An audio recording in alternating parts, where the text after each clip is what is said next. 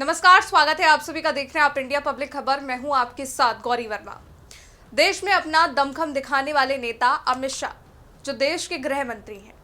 अमित शाह एक ऐसे नेता हैं जो देश के हित के लिए ऐतिहासिक फैसलों को उठाने वाले निडर व्यक्ति के रूप में अपने कर्तव्यों का निर्वहन करते हैं।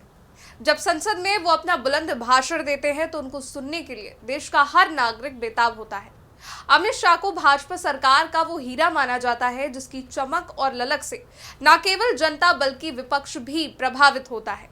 आज हम अमित शाह की बात इसलिए कर रहे हैं क्योंकि हाल ही में वो एक निजी चैनल के कार्यक्रम में पहुंचे तो देश में चल रहे कई सारे मुद्दों जैसे वक्फ बोर्ड, देश में बांग्लादेशियों की घुसपैठ, डिलिमिटेशन, सीए पर उन्होंने खुलकर बात की, जिसकी क्लिप्स अब सोशल मीडिया पर काफी छाई हुई हैं। इस दरमियान अमित शाह ने वोटों के लिए राजनीति करने वालों का नाम लेते हुए विपक्ष पर करारा हमला भी किया। हम सभी जानते हैं कि देश भर में इस वक्त वक्फ बिल को लेकर प्रदर्शन चल रहा है। बंगाल में इस विरोध में हिंसा भी भड़की और नेता प्रतिपक्ष द्वारा भी वक्फ बिल को लेकर सरकार पर तमाम कटाक्ष किए जा रहे हैं, जिस पर अमित शाह ने जवाब दिया और बताया कैसे एक भ्रम को देश में फैलाया जा रहा है।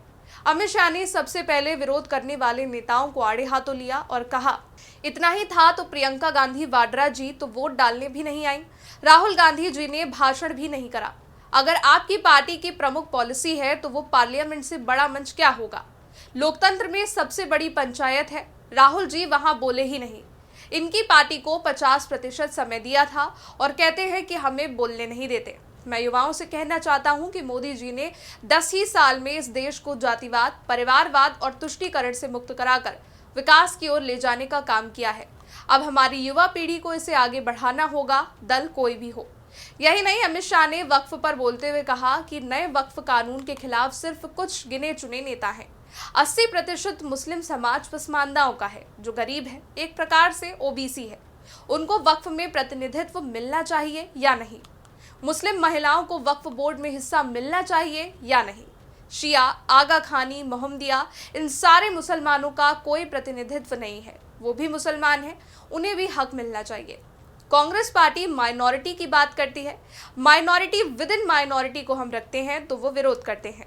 ये बिल मुस्लिम समाज के हर एक वर्ग का प्रतिनिधित्व करने वाला बिल है।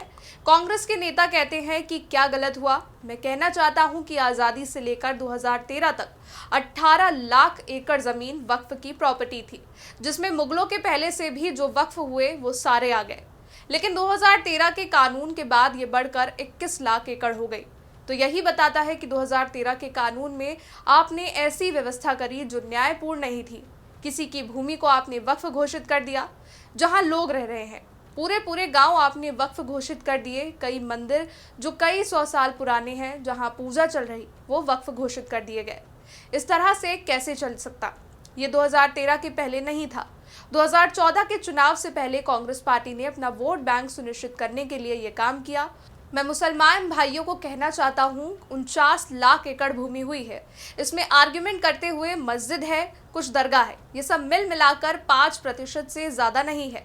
और इस भूमि से राजस्व कितना मिलता है? 123 करोड़।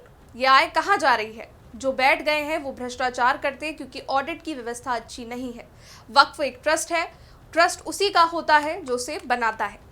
इन तमाम जवाबों के बाद जब उनसे सवाल किया गया कि विपक्ष ये आरोप लगा रहा है कि ये पसमानदा को अपनी ओर लाने की एक रणनीति है, क्या उन्हें लगता है मुसलमान भाजपा के साथ आएगा? तब अमित शाह का जवाब था, हर काम वोट के लिए नहीं करते। अगर हर काम वोट के लिए होता तो हमने इतने बड़े बड़े फैसले किए वो ना कर पाते। कुछ काम देश के अंदर गलत पॉलिसियों को निकालने के लिए भी करने पड़ते हैं और ये वो ही कर सकते हैं जो देश का सोचते हैं। और अगर विपक्ष ये सोचता है कि हमारा उद्देश्य वोट बैंक की राजनीति करना है कि मुस्लिम बहनें हमें वोट दे, पसमानदा वोट दे दें, तो आप क्यों उन्हें नाराज कर रहे हैं? वो आप भी ले लो, स्वीकार कर लो और वोट ले लो। यही नहीं, अमित शाह ने इस दौरान सीए को लेकर भी बात की। उन्होंने बताया कि सीए के वक्त भी कांग्रेस पार्टी कहती थी कि नागरिकता छिन जाएगी। मैं राहुल गांधी को चैलेंज देता हूं, एक आदमी की भी नागरिकता छिनी हो तो बोलो। फिलहाल केवल वक्फ ही नहीं, तमाम मुद्दों पर अमित शाह बोले, जिसमें से एक था बांग्लादेशी और रोहिंग्यों का। गृह मंत्री अमित शाह ने पश्चिम बंगाल में अवैध घुसपैठ को लेकर ममता बनर्जी सरकार पर तीखा हमला बोला। उन्होंने कहा कि यदि बंगाल की जनता आगामी चुनाव में बीजेपी को सरकार बनाने का मौका देती है तो घुसपैठ की समस्या को जड़ से खत्म कर दिया जाएगा। घुसपैठियों को विपक्षी गठबंधन इंडिया सिर्फ वोट बैंक के रूप में देखता है। पूरे देश को मालूम है कि बॉर्डर पर फेंसिंग करने के बाद भी लगभग 250 किलोमीटर बॉर्डर ऐसा है जहां फेंसिंग हो ही नहीं सकती, क्योंकि नदी नाले विकट भौगोलिक परिस्थितियां हैं जिसके चलते फेंसिंग नहीं हो सकती। 400 किलोमीटर बॉर्डर ऐसी है जहां पर बंगाल सरकार हमें फेंसिंग करने के लिए भूमि नहीं दे रही है। दूसरी बात, चाहे रोहिंग्या हो या बांग्लादेशी हो, उनका वोटर कार्ड कहां बन रहा है? ये सारे वोटर कार्ड बंगाल के 24 परगना जिले से ही बनता है। मैं इतना ही कहना चाहता हूं कि यहाँ नरेंद्र मोदी की सरकार है, भारत की 1 इंच जमीन पर भी हम किसी को आंख नहीं डालने देंगे। एंट्री का तो सवाल ही नहीं है। इस दरमियान अमित शाह ने एक और मुद्दे पर बात की जिसने दक्षिण भारत की सरकार पर तीखा प्रहार किया। दरअसल 1 महीने से दक्षिण भारत में परिसीमन के मुद्दे को लेकर बहस छिड़ी है, जिस पर अमित शाह ने पूरा विश्लेषण किया और बताया कि मामला क्या है। दरअसल तमिलनाडु के मुख्यमंत्री एम.के. स्टालिन ने कहा था कि परिसीमन के जरिए तमिलनाडु की आवाज दबाने की कोशिश हो रही है। हम प्रधानमंत्री से अनुरोध करते हैं कि संसद में प्रस्ताव पारित कर इस पर स्थिति स्पष्ट करें। उन्होंने आशंका जताई कि परिसीमन के बाद दक्षिण की सीटों में कटौती हो सकती है। इस पर जवाब देते हुए अमित शाह ने कहा कि परिसीमन की प्रक्रिया कानून के तहत होती है। पहले संसद में बिल आएगा, फिर चर्चा होगी, उसके बाद संसदीय समिति में जा सकता है। अभी तो कुछ हुआ ही नहीं है, फिर इतना हल्ला क्यों?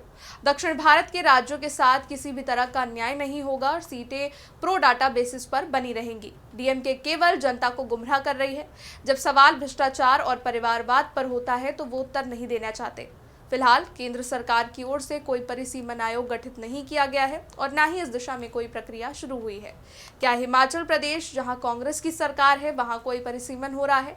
केवल तमिलनाडु पर इस पर हल्ला क्यों हो रहा है? कारण साफ है, यहाँ रैम्पेंट करप्शन है, डीएमके मुद्दों से भाग रही है, इसलिए परिसीमन का शोर मचा रही है। खैर, ये साक्षात्कार इतना ही नहीं था, और भी कई मुद्दों पर अमित शाह ने बात की, लेकिन इन मुद्दों का जिक्र हमने इसलिए किया क्योंकि देश में इन मुद्दों पर एक बड़ी बहस छिड़ी है जिन्हें समझना जरूरी है। बात चाहे डिलिमिटेशन की हो, घुसपैठियों की हो या वक्फ बोर्ड, ये मुद्दे देश की जनता से जुड़े हुए हैं, लेकिन फिर भी इन मसलों को लेकर राजनीति की जा रही है। वक्फ को लेकर फैली भ्रांतियां ही हैं जो देश में विरोध के नाम पर हिंसा का मुखौटा पहनती जा रही हैं।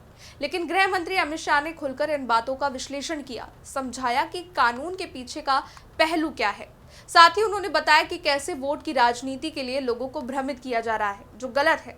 एक देश में रहने वाले हर एक नागरिक का ये कर्तव्य होता है कि वो देश के हित में लिए गए फैसलों पर सरकार का, कानून का साथ दे। जो फैसले देश के नागरिकों की उन्नति के लिए लिए गए हों, जो देश की विकास को और अग्रसर करें, उसमें राजनेता एक बड़ी भूमिका रखते हैं। ऐसे में जब कुछ राजनेता लोगों को गलत जानकारियां अपने निजी स्वार्थ के लिए देते हैं तो उसका क्या असर होता है, ये भी अमित शाह ने अपने इन बयानों से साफ किया। इस रिपोर्ट में फिलहाल के लिए इतना ही। देश दुनिया से तमाम बड़ी खबरों को जानने के लिए आप देखते रहिए इंडिया पब्लिक खबर।